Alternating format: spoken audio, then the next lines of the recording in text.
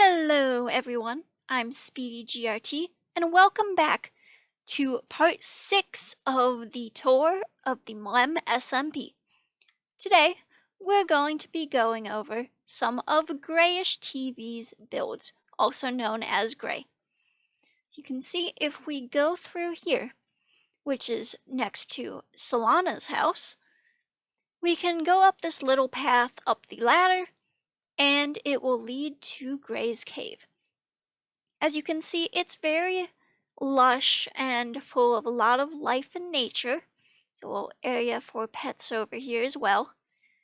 And we can then walk into this small cave, which as you can see, it has a lot of stuff in it, but it has all the necessities: a bed, some storage areas, lots of storage inside as well, an area to give copper because Gray used a lot of copper in the builds in this season of the MLemSMP. There's Copper Dude over here, which is a little apparently oxidized copper golem. I don't know if he's meant to be oxidized, but he appears to be at the moment. We can also go over here and see that there's a small little enclosure, which must have had more copper golems at some point, because if we go over here, there's plenty of them, but they all seem to have oxidized recently. Now we'll go on to Gray's very mega base. We're here now at Gray's base, and as you can see behind me, this is all of Gray's stuff from the end of the season. And as you can see, it's quite a variety. Of course there's copper in here, and there's actually an entire chest that has copper blocks. But this is where the waystone is. As you can see, it's in this nice little area that's covered by these nice leaves and lanterns to keep it bright, as well as copper buttons because, well, you know, copper golems love to press copper buttons. So first up on this tour, we're going to head in this direction. As we can see over here, this is a to-do list that Gray must have had during the season.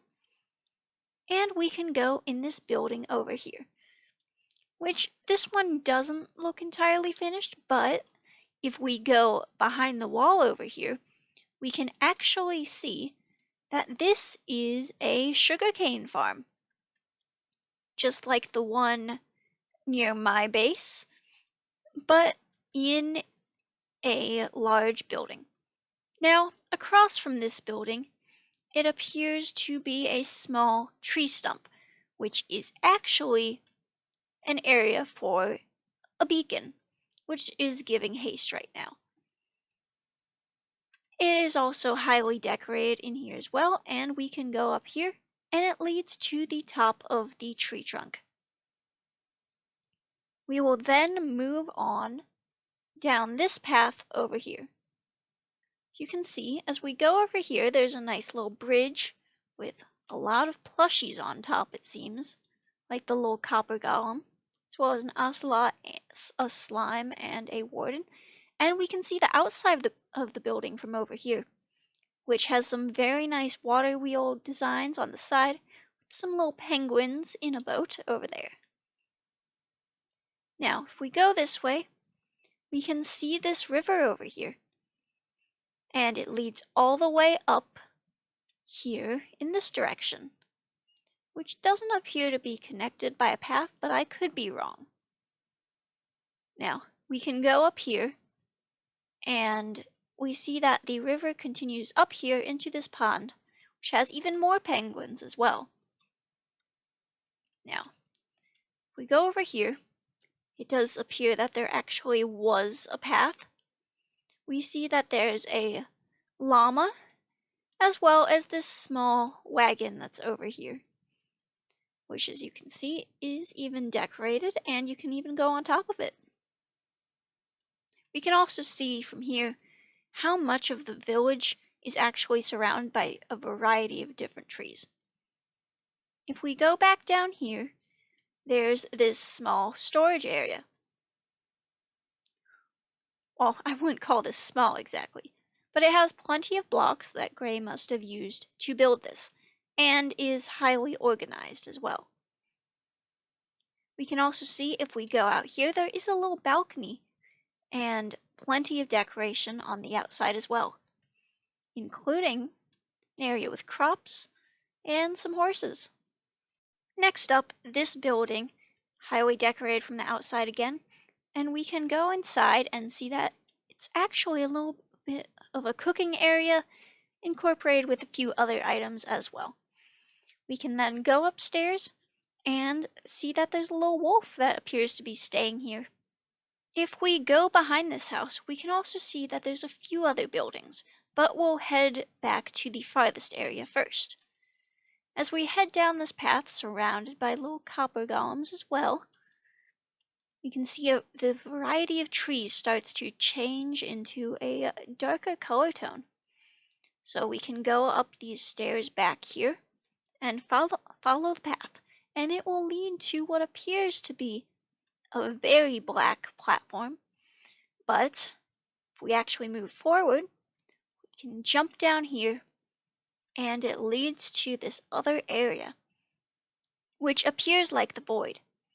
You can also hear that there's some skeletons and amethyst, and that it appears just to be a very dark and spooky room.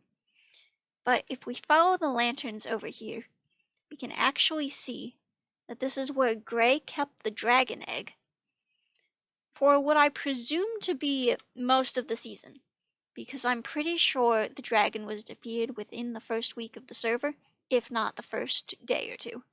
If we go back up to the surface from there, we can also see that there's a few things over here.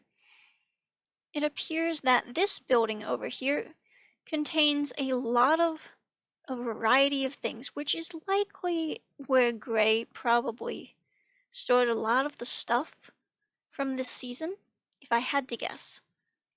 We can also see there's a few things like a wither rose around here as well. There's also a few lampposts over here, just for extra decoration, but aside from that, there isn't much in this direction until we go inside this building. Now, as we can see from the outside, this appears like a very spooky looking build, with the wither roses among other items. Now, we can go in here. We see that it leads to a large fire pit, as well as extra storage areas. And if we go around, it leads to the other side of the base. Now, we can go in these rooms over here, and this appears to be a tavern in Gray's village. There's a small storage and cooking area, as well as place for occupants to eat, and some pretty nice looking paintings as well. We can then head to the other side, where we can see there's a nice sitting area as well.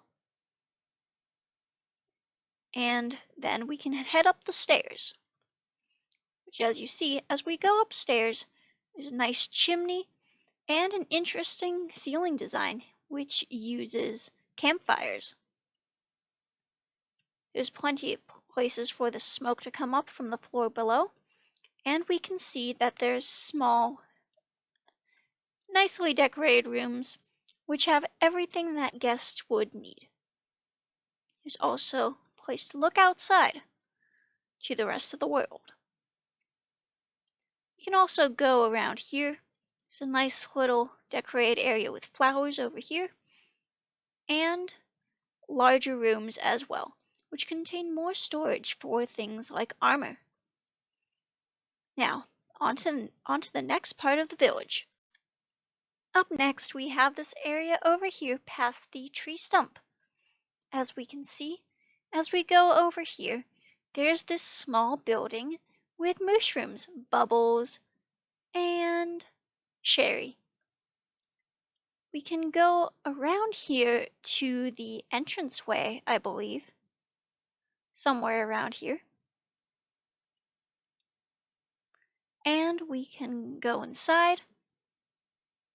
This appears to be the actual entranceway. but we'll see that it's heavily furnished. There's a small little entryway over here, and then a map of the entire village and where the building is. And then we can go down here to the second floor, where there appears to be a smelting area. We can then go back up and see that the ceiling is actually a pretty night sky.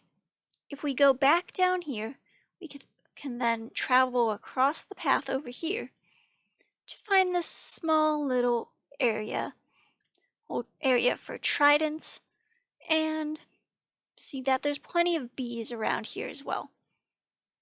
We can then follow the path in this direction, and we'll come to a mining area from the looks of it.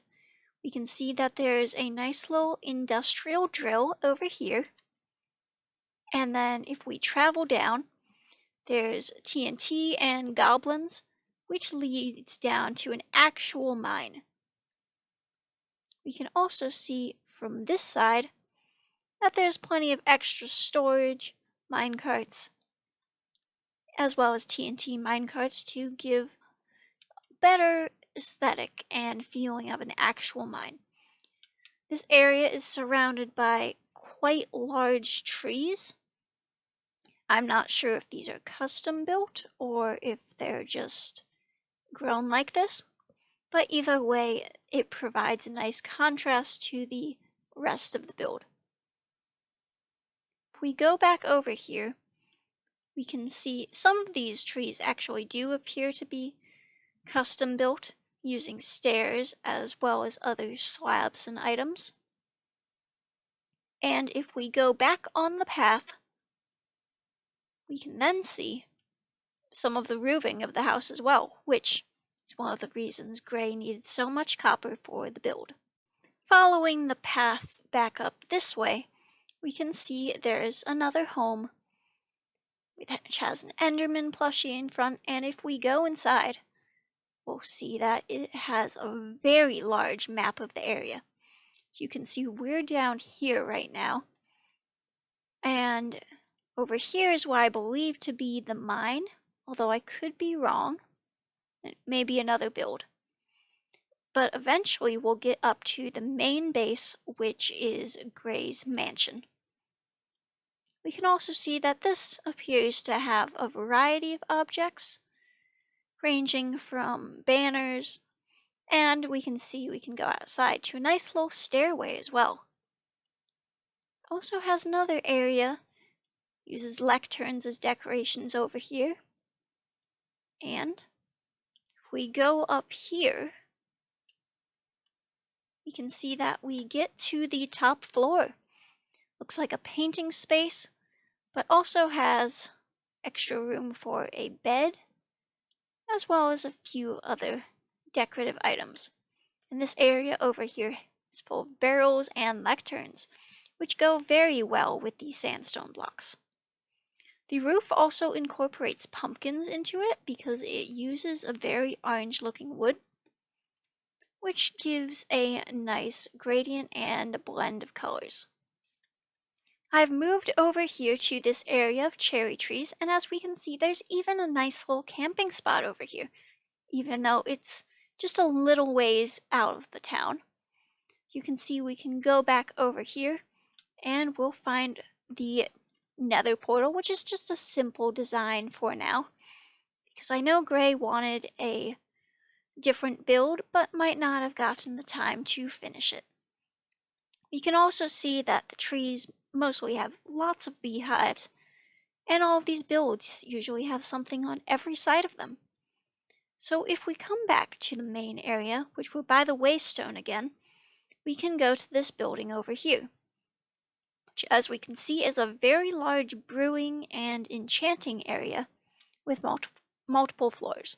So we'll go up top first, and as we can see, it's just a simple little window area for anyone to look out of, and we can then go downstairs and see that this is in fact a nether wart and other nether plant species farm as well. We'll then go back up here and move on to the next build. The next build is this large looking tower. It's very purple looking. And if we go inside, which I'm not quite sure if we can open this door,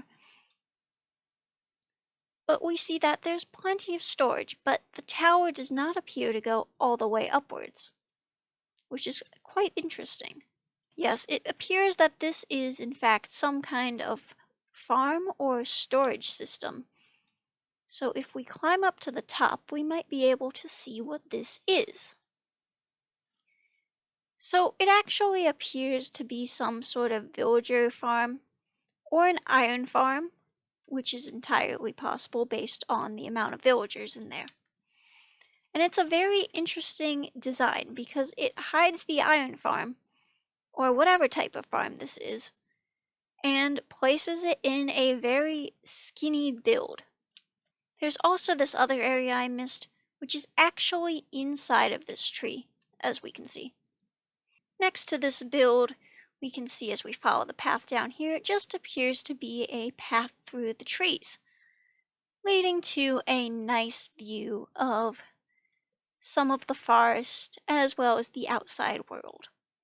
We can then go back here, and it leads us to even more homes, or buildings, depending on what these are for. We go inside, we can see this is decorated with quite a few plants, and it appears to be just a small house. So if we go over here, this is Gray's room, and we can see things on plenty of shelves as well as a sleeping area. We can then go to Sill's room over here. Nice little hammock as well as a cooking and seating area over here. There appears to be multiple floors as well. Nice little sitting area as well as an eating area and a kitchen. And this would appear to be Sill and Gray's home in this area, with also this slight room, which was definitely because of lore, if I had to guess.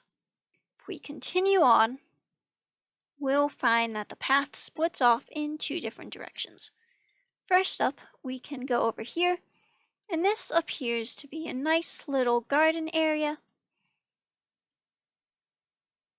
likely to harvest basic foods like tomatoes and wheat. We can see it uses a moss, stone, brick, wool, and wood combination, as well as incorporating different types of trees and even a glare over here. We can then carry on to see another area surrounded by a garden, which leads to Jack's house made by Gary. So we can see there's plenty of ducks in here, and the roof is in fact made of pumpkin. There's also a little pumpkin themed idea around here, it seems.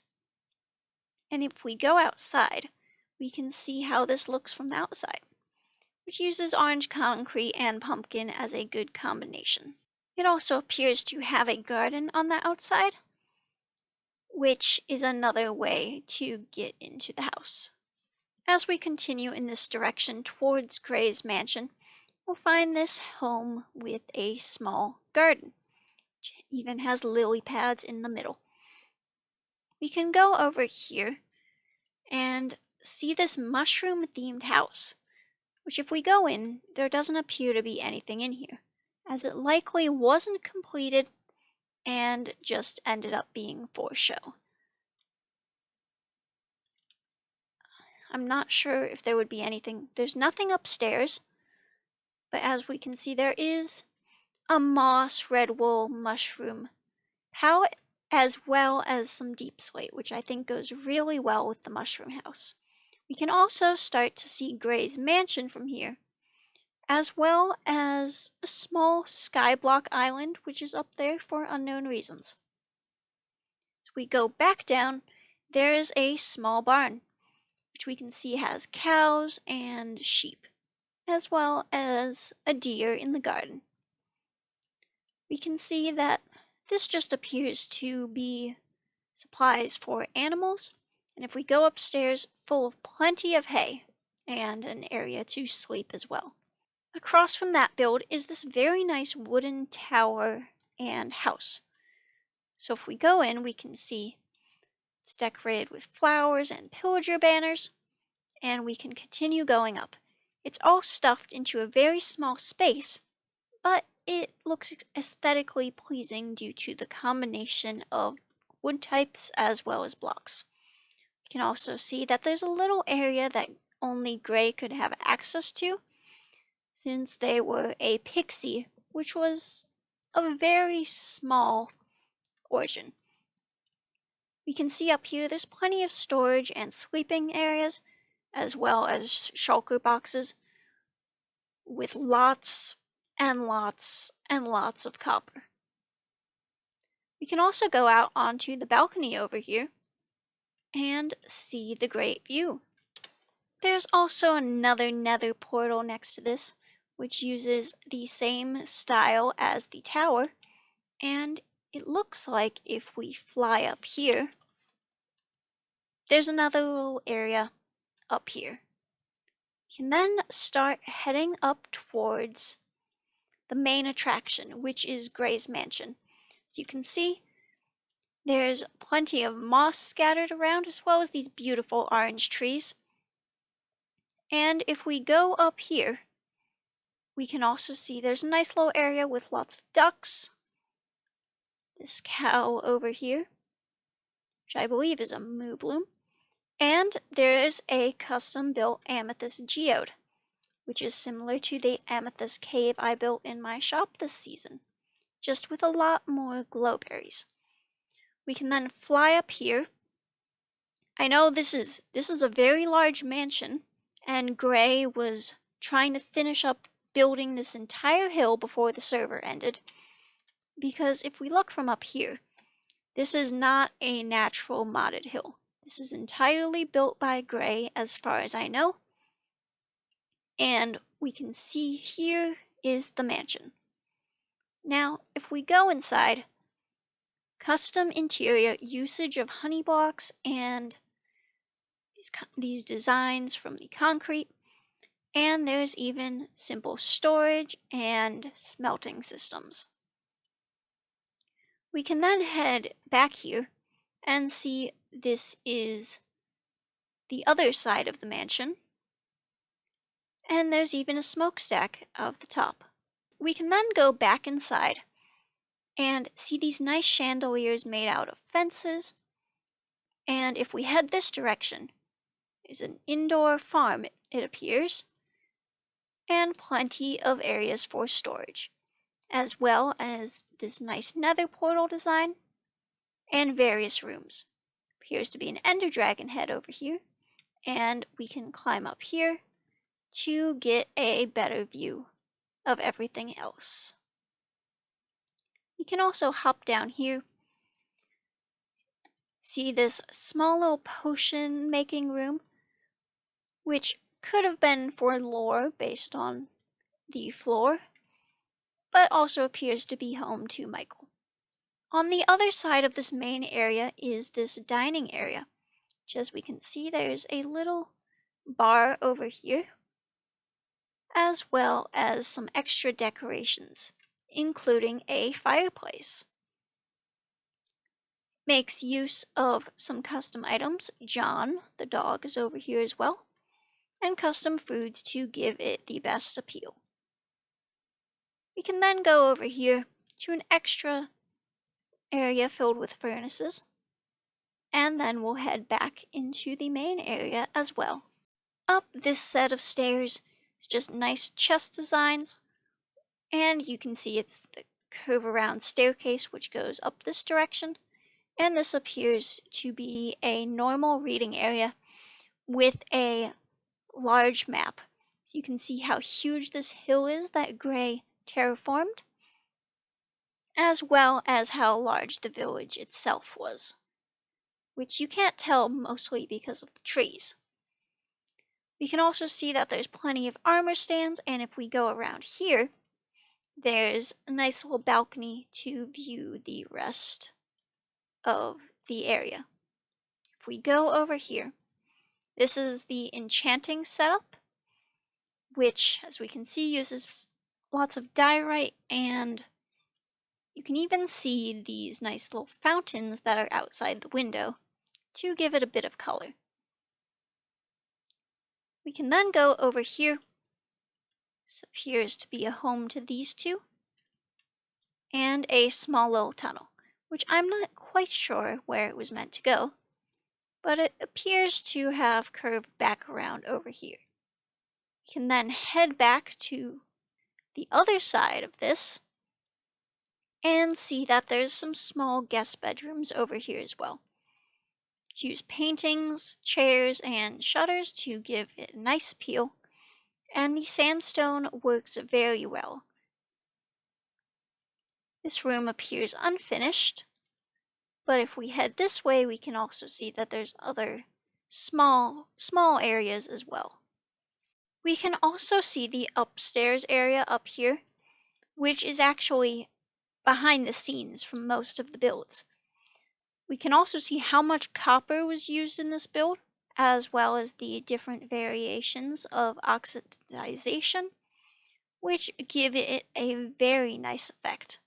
You can also see the chimney down there. But if we go to the outside, here's the nice gradient on the roof, which goes from normal copper all the way down to this dark blue, blue wood and other blocks. From the outside, we can see this entire build and how well built and beautiful it is. You can also see there's plenty of grass as well as other things around, and uses this nice purple amethyst as well as other blocks on the outside as well. And it uses these beautiful bright flowers on the outside. We can then fly up. See, there's also a small sky block, and fly above the rest of the village. From here, we can see how massive this is, and how well built everything was, and how much effort it must have taken to use all of this. We can also go over here to an area which I hadn't spotted before, but appears to be a small enchanting area. It has this small gazebo which uses amethyst, copper, and leaves. And we can go in here and see that it's just a simple little area with some things from the lush caves as well. And then we can go down here and it leads back into the village. This was the final part of the MLemSMP Tour, and thank you so much for watching. I hope you enjoyed this tour of Gray's base and the MLemSMP videos in general. So, thank you for watching. I hope you enjoyed, and goodbye!